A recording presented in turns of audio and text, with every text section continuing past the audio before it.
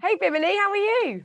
I'm good. How are you? I'm great. First up, congratulations on your Attitude Award. That was a moment. Thank you. Yeah, I know. It really was because in my speech I spoke about it took me a lot of time to kind of find style and stuff. And I think style is something that you can really utilize. Not even just as a queer person, as a person in general, anyone can use fashion in a certain way. And I've definitely gone through a lot of styles. I always say that I'm like Madonna. I've reinvented myself so many times. It's no bad thing. I I can't know. even look at pictures of myself, which are horrendously easily Googleable, in my 20s. It's such a shit show. I'm not I even going know. It's true. I mean, I look back at photos of myself and I think like, what the hell was going on there? But we learn, we move. The thing is, a lot of the Yes. times, fashion is it changes so much and so rapidly. And if you kind of stay, I remember being a teenager and like trying to be on trend as much as possible. And sometimes I look back and think, what the hell was I doing? Like it looked awful. Oh my God, I was trying to do that, but I was doing like the Wembley Market version of because it was Yeah. like £2 for a top. So it was like, Well, oh. when I was a teenager, it was the time that The Only Way Is Essex come out, so I blame that for a lot of my mishaps. You can. You absolutely can. I went through an Avril Lavigne phase, so I'm just blaming Avril. I couldn't skateboard, but I was doing that. It's like, no, no, no, That's no, coming back. That's coming no. back. I can't. Actually, I did hear that 90s eyebrows are coming back, which I'm very happy about because mine haven't regrown properly. So Yeah. fab. Another congratulations on your gorgeous, shiny book. Another holographic. Yeah, thank you very much. That Love. was a real. Once I got to the end of it, it was like such. I felt like such a relief and a moment, and it was something that like it kind of came about um as Drag Race was airing. So someone at Penguin reached out to me and said, "We'd love you to kind of discuss writing a book." And I was like, "Am I ready to write a book right now?" Like, I studied a degree in journalism, so I've always kind of enjoyed writing. But I was like, "Am I going to write a book now?" I was like, "I can't write memoirs. Like, that'll come in 20 years or Yeah, yeah, 30 yeah. years. Like, that's when all the sordid details come out." But this one was more like I wanted to kind of reflect on kind of anecdotes of what's happened in my life and kind of just get my ideas and my weird brain onto a bit of paper. And actually, I found it very therapeutic. I bet. I mean, I've definitely had the same with writing books.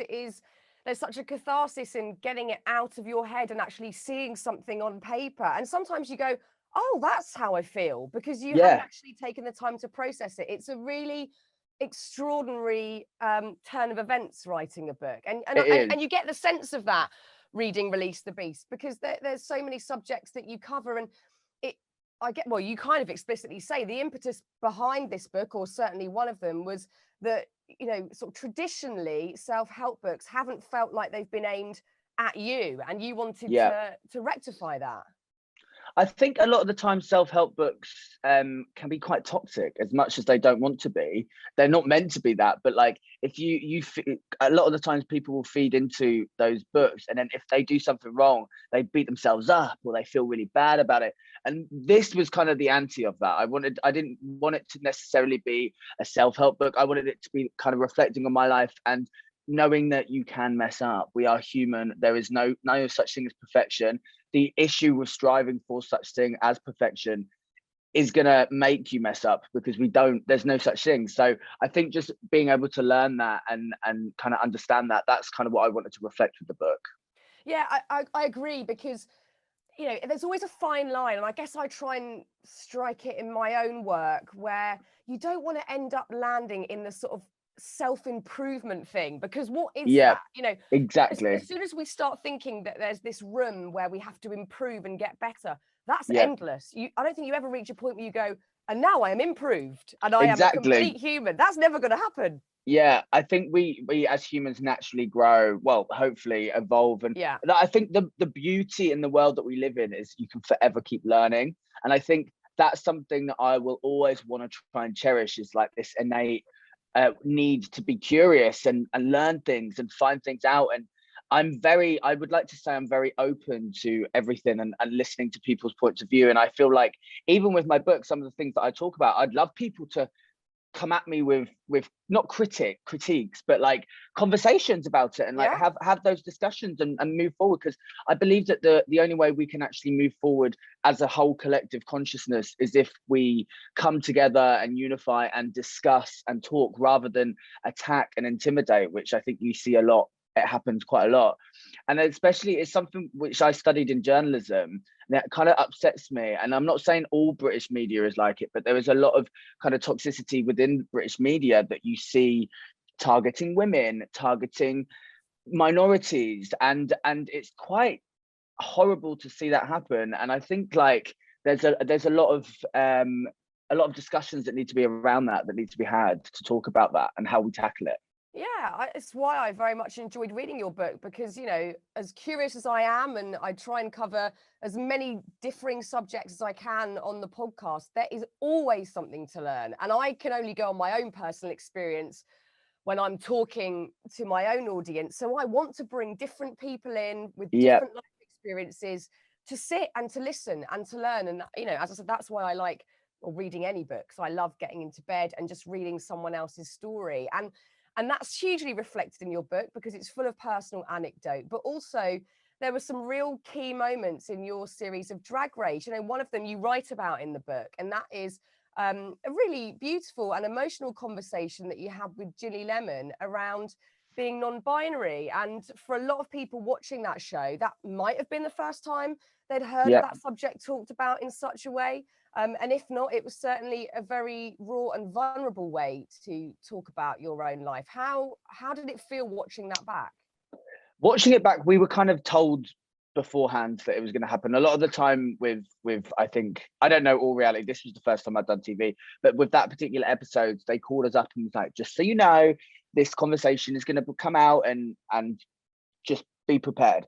So obviously we were kind of like, it was the first time I'd really seen myself openly discuss it with someone. I feel like the scene that I've come up on, the idea kind of about being kind of gender non-conforming or kind of not conforming to the kind of typical standards is just kind of innate within everyone. So to have that discussion on such a massive platform, it was incredible. And I think it really kind of, the messages I received were amazing. I was worried there was going to be like a backlash. I worried that people were going to be not understanding of it, but I think the way that I put it across was in such a simple way that people kind of clicked and was like, oh, that makes sense. Like, we are not, you can't just put people in two boxes. Like, we are humans. We all have different experiences, and we all have different feelings, and we are complex, and it would be boring if we weren't. It would be so boring. Yeah, if everyone was the same, it would just be so boring. So I think it was incredible that we got to have that moment.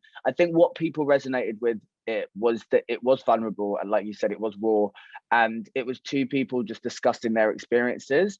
Well, a lot of the times when you hear topics around things like gender, there are normally people kind of debating it, or there's one side saying it exists, one side saying it doesn't exist. So to just hear two people talking about how they feel, because growing up, like, I tried my hardest to do the things that were kind of societal expectations of me, and it just made me feel so unhappy. And when I started living for myself and kind of rejecting those ideas, that's when I found happiness within myself. And that's ultimately what we want to strive for. We want to be happy within, because then that radiates to other people, and you can then be open and loving and accepting of everyone. And I think the funny thing as well with non-binary is, like, for me, it's like, what that means is rejecting the kind of ideas of what has been passed down to us when it comes to those gender ideals. So it's the rejection of labels, but then by saying that, non-binary becomes a label. It's so complicated. I know, because it's like, it's just a minefield, but it's for everyone. And I think what I found so amazing was so many people messaged me and was like, people in their like 60s who were like, that's the first time I've heard that, and that's how I felt all my life, and thank you so much for putting that into words. Like, I honestly think if everyone was just open and accepting and let people just live themselves as humans, we would be so much better off and so much happier.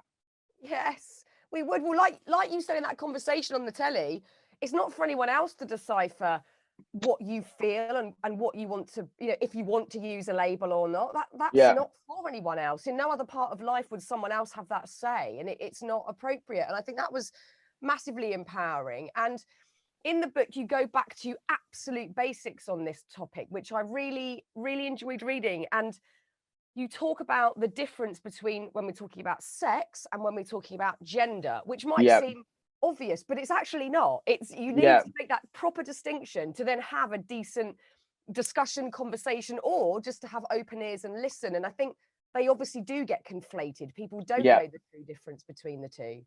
Yeah, totally. They do. And I feel like gender is constructed in society. It's kind of the as soon as you're kind of born, those gender things become constrained. So you get either pink or blue as soon as you're born. So that's automatically, that's what is assigned to you. So that stems all the way through society. Sex is obviously your biological anatomy, how you're born, but gender is what exists around us. Gender is everything. Gender is what tells people, gender is what breaks people up in work. Gender is what kind of is stopping pay gap, is stopping people getting equal pay. Gender is the restriction of that. It's not sex that's doing that. It's this idea of what gender is. And I believe that, I think if people kind of understood that a bit more, and the confusion of the two is very easy to do, obviously, but there is a definite difference. And I do discuss that in the book, and to a basic level. And with the book, I didn't want it to be so heavily theoretical. I wanted it to be my experiences, but with a bit of theory behind it. I wanted it to be have the references there, but I also did want it to be my own personal experience that people can relate to if they do. And if they do, that's amazing. I obviously did, I've started my book tour and it's been incredible. The first night had over 500 people came, and we had the conversation, and afterwards I was doing book signings and people were saying like, thank you so much for being open. And it's just overwhelming to hear it from people, because my little conversation has sparked with Ginny, and it's not the first time this conversation has been had, but it's the first time where I feel like it's come from an authentic place where there wasn't an attack or an agenda. And I also, like you'll see in the book, like a lot of the people that have inspired me were kind of gender nonconformists in pop culture, people like Bowie and Prince. And like I feel like they kind of not got a free pass, but they were just seen as, because they were viewed in society as heterosexual, they weren't seen as queer. They were kind of being like, oh, they're just experimental. But when it's actually comes to someone that is queer who is doing that, it kind of you get shame and you feel guilt for that. And it's the art of being queer. You've already failed at what society expects of you because you don't follow the standard route. So that's why we're not afraid to experiment. That's why I think we're not afraid to kind of mess up. Yeah, it's such an important conversation, because, you know, even listening to you talk there, that those gender standards run so deep, because it even moves into sort of emotional territory. Like if you look at the sort of the masculine and the feminine and the stereotypes there of like, you mustn't show emotion, or, you know, sometimes femininity is synonymous with a weakness or a vulnerability, which we need to sort of abolish all of that and accept there is a fluidity and that there is a mix. And without that, we're just confining ourselves. You know, that's constricting for everybody. I really also enjoyed in the book, because, you know, as you said, you've mixed your own personal anecdote with also a sort of a didactic element so that everybody can learn and listen if that's something that they need to do. And you mention, obviously there's so much pressure when we're looking at mental health for non-binary and trans people because of what the outside world throws at them, like you've just sort of suggested. And one of those reasons might be due to dysphoria. Can you talk to me a little bit more about that? Yeah, so to feel dysphoric is kind of the idea of being gender dysphoric is kind of when you look at yourself and you don't see yourself as the way that you feel internally. So your external doesn't match the internal. And that doesn't just go with gender. I feel like there's so much dysphoria. People have body dysphoria. People don't see themselves in a certain way. That links to a lot of kind of where people become very vulnerable.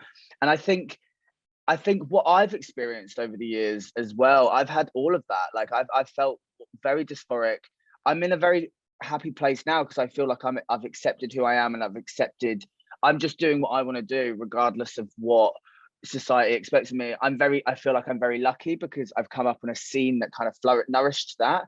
And also I came off the back of Drag Race, and it's given me a platform, and people have resonated to me. So that's given me confidence. But I understand my privilege in that position, and not everyone has that. But I will always keep the conversation going, because if I was 13, 14, and I was really trying to conform and fit into school and do the things that were masculine or told that I had to do, if I had someone more, not just me, more queer people, visible queer people, and it's happening. I was at the Attitude Awards recently, and there were so many queer people that were getting awards, and we have people in mainstream like Rylan and Nick Grimshaw, who have been around for many years, who are amazing role models to look up to.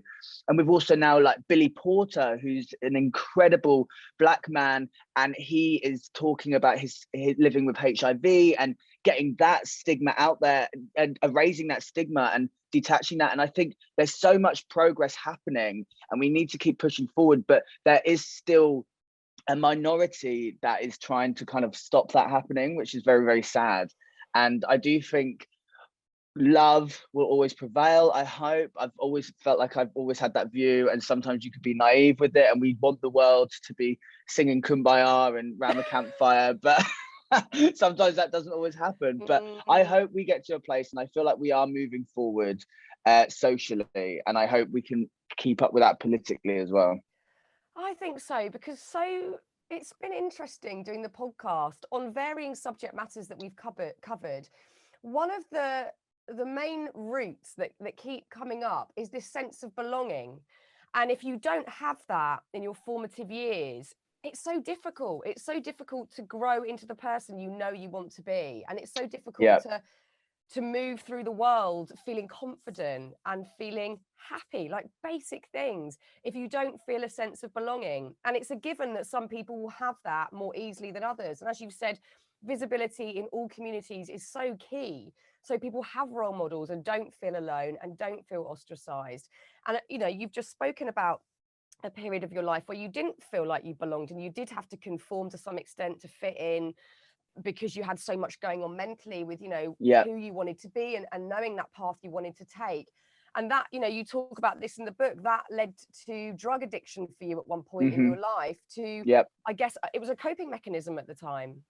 Definitely. I think when I was a teenager, I did this, like I started kind of smoking weed, and I had good friends around me, but I was also kind of ridiculed by a lot of people around where I was from. And I was lucky that the friends that I had were very supportive of me. I wasn't very out then, but people would still kind of give me, well, bully, I guess. Like they would have homophobic slurs, and I've heard everything basically. So you do take that on. Like you can, there's only so much you can take, and it chips away at you, and it chips away at you, and it kind of dims your light. And people try to shut people down that are different, or try to dim that. And I think what's important is trying to, it's difficult when you're a teenager. Being a teenager is one of the hardest times. I wouldn't want to go back. No way. I would not want to go back. And like, I think I don't know, it's really sad when you hear about the increase right now within the trans community that are being bullied at school for being themselves, and also more homophobic attacks are happening in London as well. And that breaks my heart, because when I first moved to London, I felt like I was free. I felt like I'd come from a smaller town that wasn't as accepting as me to a big city where I could be whoever I want to be. And I grew up reading fashion magazines and seeing, and I think I do talk about this in the book, like I read these fashion magazines and saw these beautiful androgynous looking models. And then when I was trying to showcase that in normal life, I would be ridiculed. And it was kind of, for me, I was like, what am I doing so wrong? You blame yourself. You feel guilt, you feel shame, you feel like you're doing something wrong. And that's why I used, I think, such coping mechanisms to kind of let myself go. And when I moved to London, London can be very hedonistic if you want it to be, and I did want it to be at the time.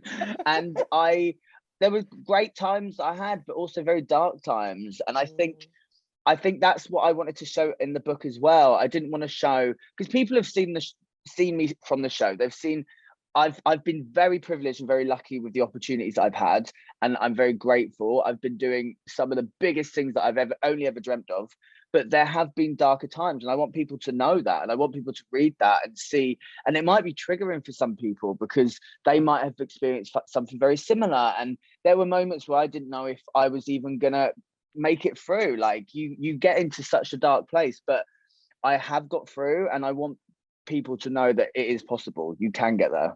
Yeah, and that's so important, to have a story where you show that recovery is possible, you show that Yeah. self-acceptance is possible. I think it's a really interesting combination to always show the dark and the light in stories. I definitely try to do the same, because Yeah. we can all look on Instagram and see a perfect painted picture of perfection and how success looks and a shiny world looks, and we need the darkness to balance it out and to sort of You show do. the humanness, because it's never that easy to get to a place No. of success or whatever. There's always a bit of suffering along the way. Ronan Keating was right. Life is a roller coaster. It's a bloody roller You just coaster. got to ride it. You have. Going back to you talking about being a teenager, I was thinking there, you know, because obviously you're a lot younger than me, but we had our teen life without this insane bombardment of social media. And I really worry for kids today, especially kids that might already align with being non-binary or trans, or are just trying to work it out and are feeling a sense of confusion, and how that world is impacting them. That I find very worrying and troubling. I think, yeah, what I saw something the other day, which really did surprise me. I'm all for doing things that make you feel better. So I'm very pro kind of using tools, whether that be kind of if you wanted to use surgery to enhance you, to make you feel better. If you're doing that for you, then that's great. But I saw something the other day where it was like Botox and fillers banned for under 18s. And I was like, what? So under 18s are getting stuff like that? And I'm like, that's a product of this side of social media that's quite toxic, I think, because the beauty standards are so unrealistic. Pretty much everything is edited. But that also, we blame social media and say, oh, people are editing and putting filters on their pictures. But the fashion magazines I read, no one looked like that either. So, no, that's been happening for years. Exactly. There's always been a level of kind of unrealistic beauty standards. And I really love when I see posts from people that are just like not editing their photos, people that show their bodies in all different ways and show that it's okay. Like that we can smooth it out on an app, but actually this is what it looks like. And I think people need to take Instagram and social media kind of with a pinch of salt, as difficult as it can be, because I think there is a really great positive side to it. We can connect with a wider range of audiences. We can find people that are like us all around the world. But I also think there is that kind of darker side where the editing and people make themselves look a bit skinnier or anything like that. And if that's a form of dysphoria, because you're creating something, you're doing something to make yourself look different to what you actually look like. And I remember I'm going through a phase of really editing my pictures, and then sometimes when I'll do a photo shoot, and then you'll see that the photos are unedited and it still looks lovely, and I'm like, okay, it's fine. Like, you don't have to. I think everyone just kind of gets in their mind a bit about it, because everyone wants to strive for that perfection, which again doesn't exist. No, it doesn't. And even if you can make it look like it exists, it doesn't in your real life anyway. So it's almost a pointless endeavor. But I think you've said something very important there, because, you know, I can be much too quick to look at the negatives of social media, especially when it comes to younger people. But you're right, especially during the pandemic, social media was perhaps the only tool young people had who were curious, who were experimenting, who were perhaps, I mean, God bless them if they decided to come out during a pandemic. I can't imagine how hard that was, but at least they had a sense of community and could follow people who made them feel less alone. Like, that is a beautiful positive, and I should not underestimate that. It's such an important one. I know, because actually, you know, in the book you say, like, during the pandemic, there was this obviously like huge problem for nightlife in general, but for queer spaces, Yeah. I mean, will they come back to life? I mean, some of them already are. Some of them are still Yeah. working out if they can.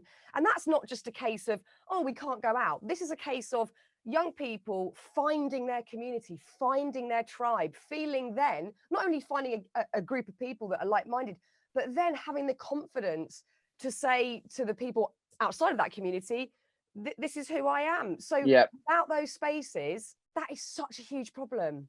They are, and those spaces are some of the most fun. I'm sure you've come to. I know. Yeah, yeah, exactly. I know. Like they are the most fun place, I and they're know. inclusive, and they're for everyone. And that's the thing that's the most sad thing is when you look at when I first moved to London, there was a lot of nightlife. There was so much going on, and since 2010, we've actually lost 50% of these venues within London, and these spaces are incredibly important because also the thing that we don't often have, and there are definitely people doing it. There's like the Outside Project, and there are in London, and there are people that are working for kind of a community-based centre for LGBTQ plus, because of a lot of the times, and this is why I think this is why I particularly got caught up as well in hedonism, is because when you come to London, there aren't actually many other spaces that are just for LGBTQ plus people. So you go to these bars, and then with bars, there's alcohol, and then there's the partying, and then there's that cycle there, because there aren't an abundance of places for people to go. And not everyone does want to go to a bar and drink. So people can get lonely and isolated. And what's so important about these venues though, is if I hadn't had those when I first moved to London, I wouldn't have been able to see people like me, because where I'm from there was a gay bar, but it didn't really, the people in it weren't people that I saw as a reflection of who I was, and there was still judgment within it. And that's the saddest thing as well, within the community, that there's judgment. But these spaces are incredibly crucial and incredibly important. And what I think is quite sad a lot of the time is like I said, they're inclusive and they are for everyone. But a lot of the times, like I've seen online where people say about kind of like straight people come into these spaces and like taking over and being quite like quite not in your face, I don't mean that, but like touchy grabby with like the artists. And it's fine, these people can come to these spaces, but they can also go to any other space. So these spaces are so crucial and sacred for us, and I think people just need to kind of have that level of respect when they come to them as well. And we like I feel like no one would, people expect that when they go to somewhere, they want to be respected. So I think it just comes down to that. And like everyone can come to these spaces, but also just be conscious that these spaces are for queer people to thrive and flourish and find themselves, and everyone is welcome. But remember that some of these people aren't welcome in other spaces, so that's why we have these. Yeah, they're sacred. I completely agree. And it's really lovely, like, like I was reading in your book about the more sort of, non-alcoholic or sober spaces that are more daytime based for queer people, and the importance there. And that's lovely to hear that that's happening more so. It's a positive thing. And I want to talk about that moment when you first came to London and you started to grow in confidence, and that's where you started sort of dabbling in drag properly for the first time. But you said you even felt a level of judgment from the community because there were maybe sort of unwritten rules as to what, how you do it. And that was, a bit of a shock to you. I think there's always that, like, queer people have been judged all of their lives, so then they start judging other people. It comes down to that. And I think when I first moved to London, I went out and I was just playing around. I was like experimenting. And I remember someone saying to me at room service, which is no longer a night, but that was one of Jodie Harsh's many successful nights, saying to me what I was doing wasn't drag. And at the time I took that on and was like, oh, I'm not good enough, I'm not this. So I didn't do it for ages. I kind of stopped after that because I was like, okay, well, there's obviously like people that are doing it. I'm finishing my degree, I'm going to go traveling, do all of that. And then when I came back, I saw people performing and I was like, this is what I want to do. Like, this is what I want to do. So I started working towards that. And I would say I first started properly in 2017 performing. It wasn't until like the end of 2018 that I started really getting paid for it and taking it seriously. Like I was doing like a lot of free work or just popping up now and then. I wasn't taking it as seriously as I am now. But even then, there was a level of judgment. I felt like there was still people judging me, still because the scene. There's so many people in the scene. There's people that have been around for so long, and when they see new people coming up, I kind of guess it's like a defense thing. They don't want. You're a threat. It's a threat, yeah, and Yes. it's a shame because we should all be welcoming of everyone. And I think if there's any positive from Drag Race is that it's opened the minds of so many more people to this world, and it has become a bit more mainstream. But I think what people that are fans of the show need to realize is the struggle of the people that have got us to this position now, and we stand on the shoulders of all of these greats that have come before us that fought for the rights for me to be able to do this and even have this conversation with you right now in a such an incredible podcast. So thank you for having me to have this discussion, because it's an amazing space to talk about this. And I think we need to always be respectful of that. And I think people also need to understand that drag is political and drag is an act of defiance, and it goes against what society expects. And it's inclusive, it's fun, it's a piss take, it's mocking standards of beauty, it's mocking politics, it's mocking the government, it's mocking all of these things, and it invites people in to have a laugh and let go and have fun. And we've always got to remember the essence of where it came from. Yeah, it's such an important point, because we can all get so drawn into the beauty of it, the extravagance of it, the performative element, without thinking about there's always a deeper level, there's always a sub level where, as you say, you know, people have struggled for years or been massively unaccepted, you know, going back only maybe sort of 20, 30 years, the conversation has ramped up hugely, and there's still a long way to go. But you know, this show has, you know, RuPaul's Drag Race has given way and so much space and just a chance for us all to really honor it and learn about it, and that's what's really exciting. But moving back to perhaps a more sort of shallow level of it, I do sit there watching, thinking, like, I'm fixated and I'm almost envious, because you see this moment, this like switch where the makeup's on, the amazing outfit comes on, and all of you, you know, embody that, and there's a new confidence and there's a new persona. And I often, especially in social situations, you know, I used to drink loads, so I didn't really care about this sort of thing, but now I'm drunk on like half a gin and tonic, and I want that feeling of like becoming someone else, embodying someone else, and it's such an amazing sort of flick of a switch to witness. And I guess I'm just sort of envious of it. I think it comes again from what we've spoken about, where we're defying those expectations. So we've grown up repressing kind of this innate femininity, if you will. I don't know if it's just not necessarily femininity, because I don't necessarily see drag as kind of female illusion. To me, it isn't. It's an extension of me. So I feel like drag is whatever you want it to be. And we also have, there's drag kings, there's drag queens, there's people in between, there's people that are kind of more not androgynous. And I think it's an art form first and foremost, and it's one of the best, I think, because it mixes fashion and costume and makeup and hair and performance, and it's a whole package. And a lot of the times, I mean, I'm not good at all of that stuff. There are some very, very talented queens and kings that will make everything themselves, and unfortunately I can wrap a quilt around me and say, oh, it's inspired by Westwood, but that's about as far as it goes. But no, I think there's so much talent that is shown there, and it's taking back that kind of feeling of being ridiculed and being humiliated as a young queer male or female or non-binary or whoever, however you identify, and taking back, I was going to say taking back control, but that just sounds like Donald Trump, doesn't it? It's a powerful statement to be making. Yeah. I think that's why I feel so sort of enthralled when I'm watching it. And I want to, you know, what point in your life did you first have that feeling of, oh my God, this is making me feel amazing, and like I can stick my middle finger up to everyone that's you know, ever given me shit before. I feel powerful, and I feel like I can take myself out to a social space and just thrive. Like, when did that first happen? When I first did it, when I was about 19, we went out in Soho to a night called Gigolo, which is no longer there anymore either. That was at Shadow Lounge.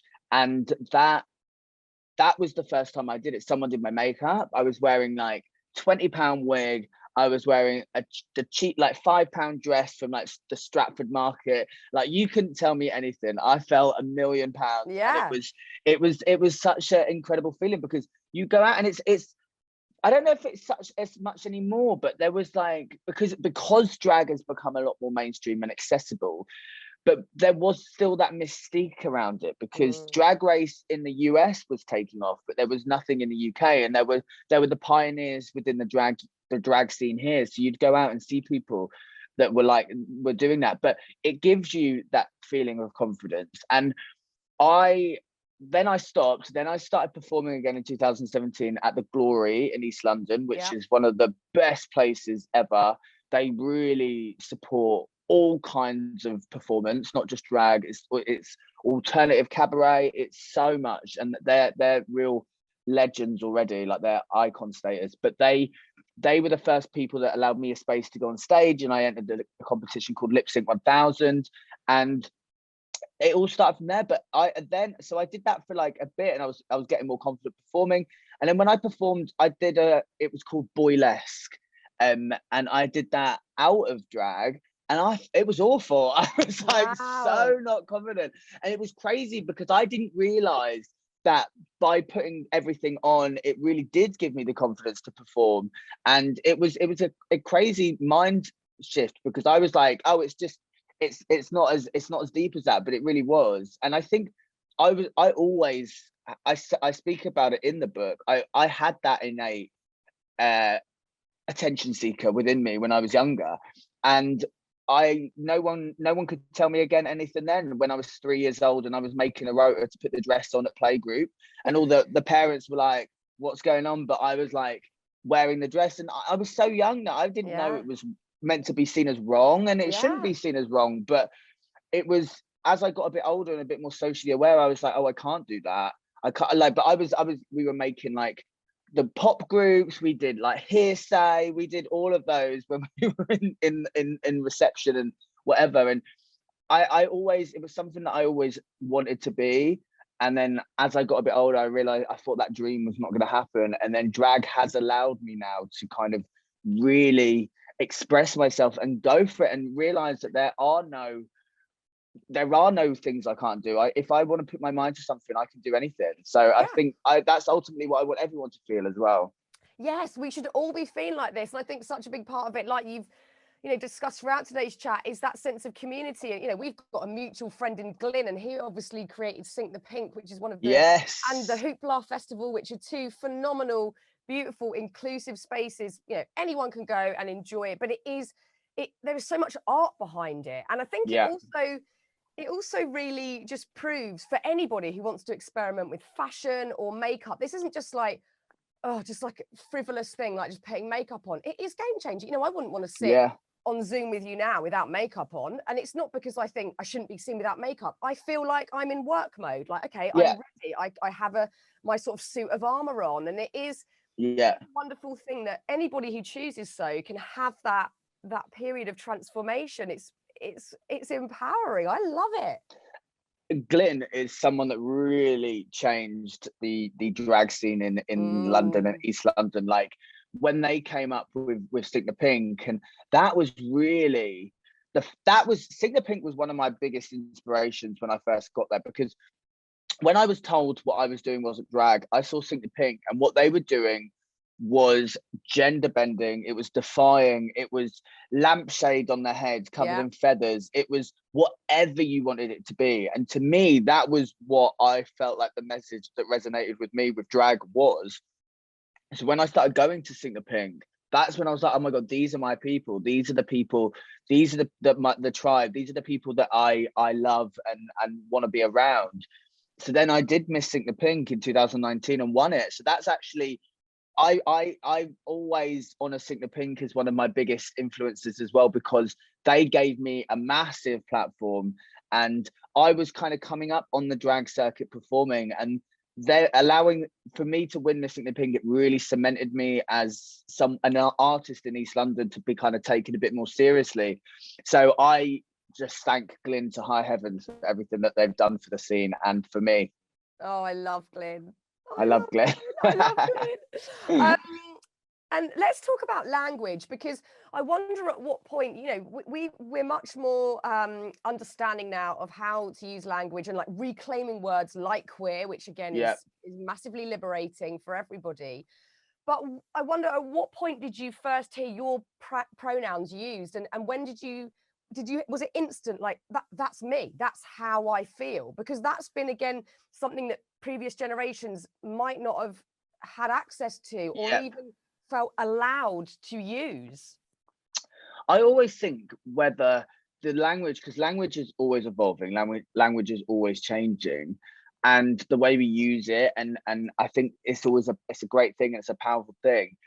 I often think, I wonder whether the people that came before me, like Bowie, would say that they were, because they always said that they were in between, they were never. And I think maybe because language has changed, like would they have kind of rejected the idea of the pronoun? For me, I'm kind of, I feel like, because I feel like I'm very fluid, like when some of my family will use different pronouns, I'm not it, to me it's not the worst thing if someone messes up a pronoun. I will be, it's absolutely fine. For other people it's very important, so I think it's just having that respect for everyone. And I see it happening in work. So for example, I'm working with my publishers, and I see at the end of their emails they have their pronouns in their email, and I think that's just such a simple, effective step to make everyone in the workspace feel included.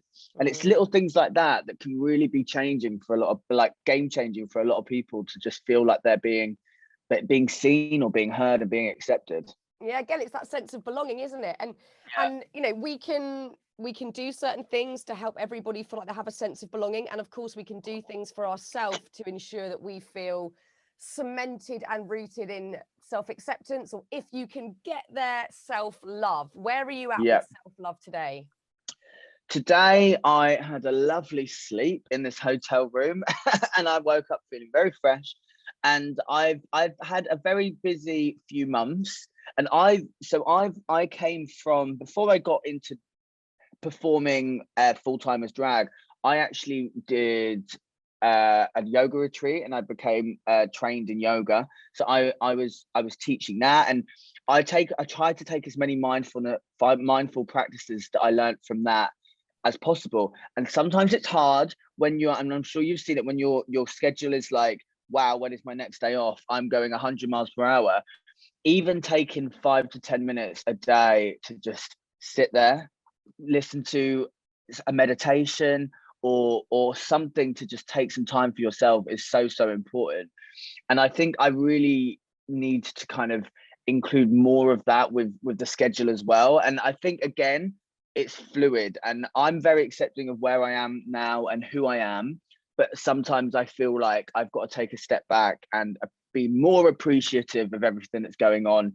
Because when you are going 100 miles per hour, and I'm the type of person that's always like, I don't want to be put in a box. So when I say I don't want to be put in a box, that means I want to do music, I want to do fashion, I'm writing a book, I'm doing everything. I'm like, okay, I'm throwing myself at it, but you've got to take time for yourself. It's incredibly important to just even find 5 minutes a day.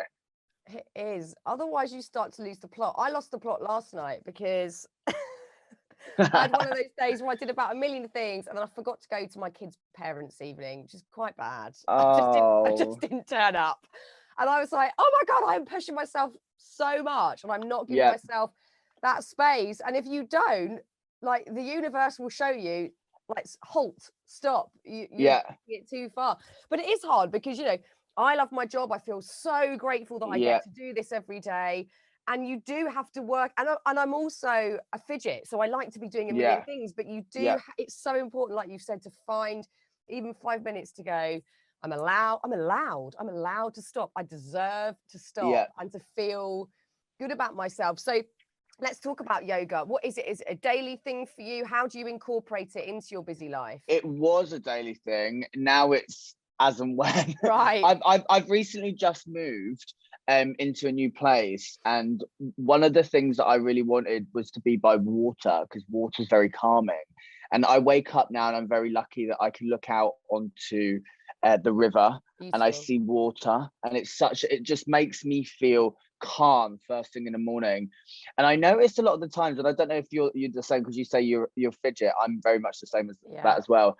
When I know that I've got a million things going on at once, I then start doing a million things at once. So I'll be in the kitchen making a cup of tea, but then also trying to make this, and then also like sending an email on my laptop at the same time as like, so you end up doing a million things, and then you've got to be like, I'm not an octopus, I need to take a step back. But I only noticed that when I've not given myself the space to kind of take time for that.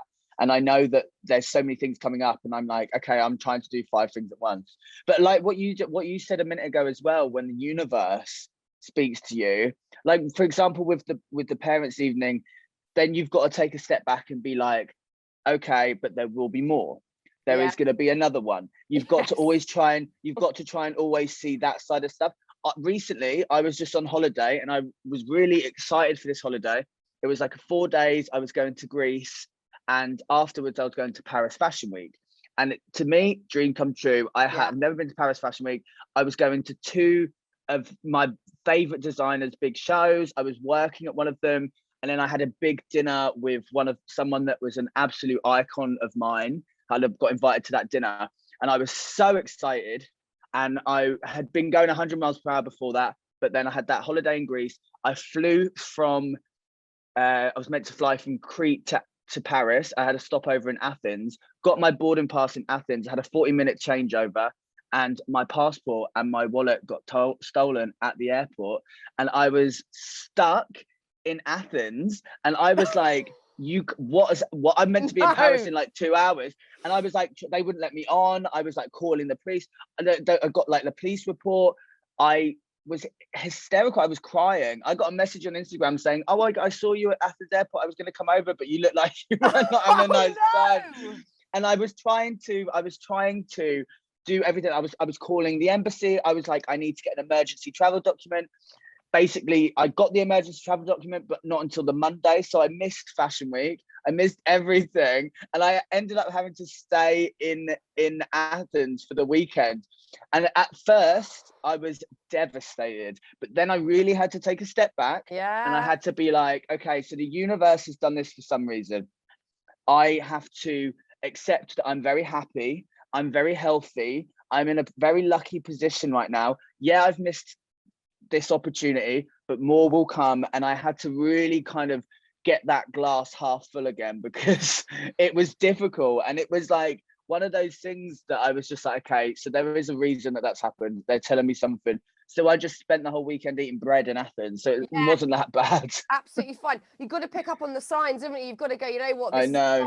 I've got to take heed of it. Otherwise, I'm probably going to have to learn this lesson again. Although I am still gutted for you, Bimini, that you I was gutted, but then also I had to realise that there's worse things happening in the world than me missing Fashion Week. You've really got to kind of get that mental attitude when something like that happens. Otherwise, it just eats you up and you become bitter and whatever. You've really got to kind of let it go and be like, there will be more.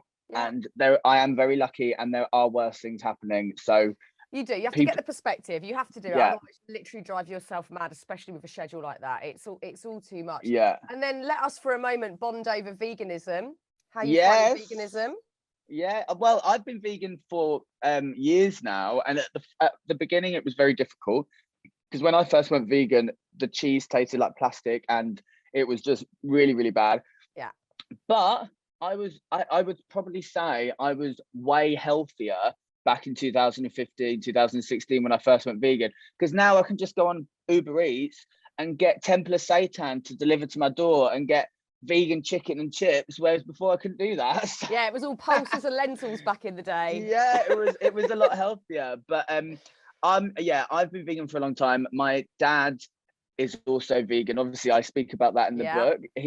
He's someone that I look to, and like obviously I'm very respectful of his strong beliefs with it, but I feel like the only way to be taken seriously is by not kind of intimidating people and having these discussions. And that's why I try with gender as well. It's like not, but like it's the way to do it with humor and humility and bringing people in, because as soon as you attack someone, they're not listening anymore. They go on a defense, and you're not getting to the core of what you need to do. So I think with vegan, I like to take the piss, and I've used vegan in my act, and I've had people say, oh, that's made me stop drinking milk, and like that's amazing. Just little steps like that. The performance in itself is to MILF Money by Fergie, and I'm dressed as a cow, and I do this like speech about cow at the beginning, then I like take it off and someone comes out and covers me in oat milk. We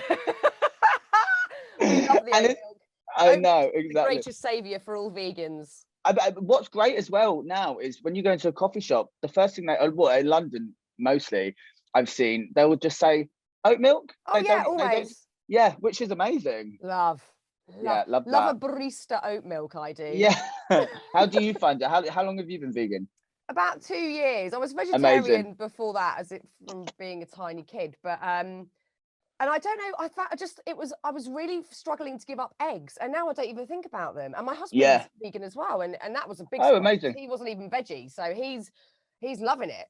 But yeah, no, it's more creative. It's been more creative now, and I think that's what's amazing. It's like I think I'm a mediocre cook. I was going to say mediocre. I'm all right. I'm not the best cook, I'm not the worst cook, but what I love is going to restaurants that are predominantly vegan restaurants or fully vegan restaurants and trying the food. So and I'm like, they are creating these masterpieces and unlearning all of the things that they've learned beforehand about how to cook, because it's not about, people think you're just eating twigs and grass, but you're not. Like, you can eat amazing food. And it's lovely. It's amazing. I feel really bloody hungry. I need to go and eat something. I know. Oh my god, what a joy talking to you. I've absolutely loved talking to you today, Bimini. What a pleasure, and thank you so much for coming on Happy Place. Good luck with the rest of your book tour and the book spreading its wings and getting out there. I'm thrilled for you. Thank you so much, and thank you for having me. I've always been a huge fan of you, and I've this is such an honor to be on this with you. So thank you so much for having me. I'm glad you enjoyed the book, and thank you for letting me speak.